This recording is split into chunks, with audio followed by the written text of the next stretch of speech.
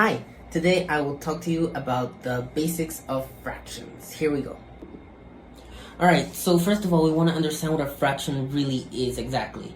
And a fraction is exactly what it's called. It's a fraction of a whole. A part of the whole, if you want to be more simple. Like 1/2 of something would be this. This is your fraction, 1/2.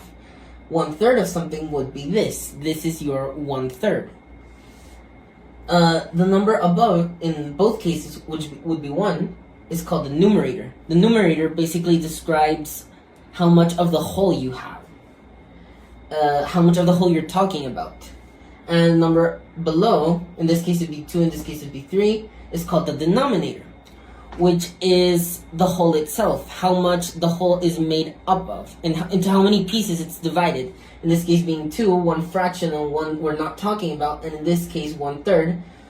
1/3 we're talking about, and the other 2/3 that we're not talking about. Alright, so these are, let's say, the main types of fractions you're going to be seeing a lot. We have first the normal fraction, which indicates that the numerator is smaller than the denominator, meaning the denominator is bigger. The whole fraction, meaning the numerator and the denominator are the same number. And an improper fraction is when the numerator is greater than the denominator. Doesn't matter what type of fraction we're talking about, we still want to think of all of these the same. 1/4 in other terms would be 1 divided by 4. This sign you see here is basically a division, and 1 divided by 4 is 0.25. So you can say that 1/4 is the same thing as 0.25. A whole fraction, if we follow the same rule as here, 3 divided by 3, what is 3 divided by 3? 1. Meaning that the numerator and the denominator, if they're the same, that means the answer is always going to be 1. And an improper fraction is basically going to give you a decimal that's greater than 1. So 9 divided by 2, which we know will not give us a whole number because 9 isn't divisible by 2, will be 4.5. So a normal fraction, where the numerator is smaller than the denominator, will give us a decimal that's below 1, less than 1.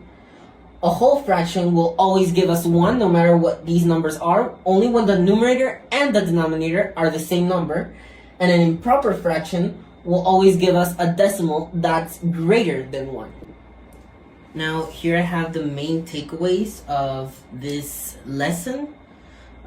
Make sure you write it down or take a screenshot if you don't understand fractions very well. And I also want to point out something really quickly.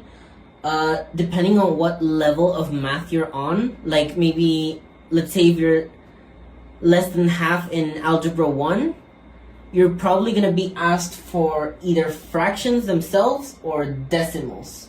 But that really depends on your teacher.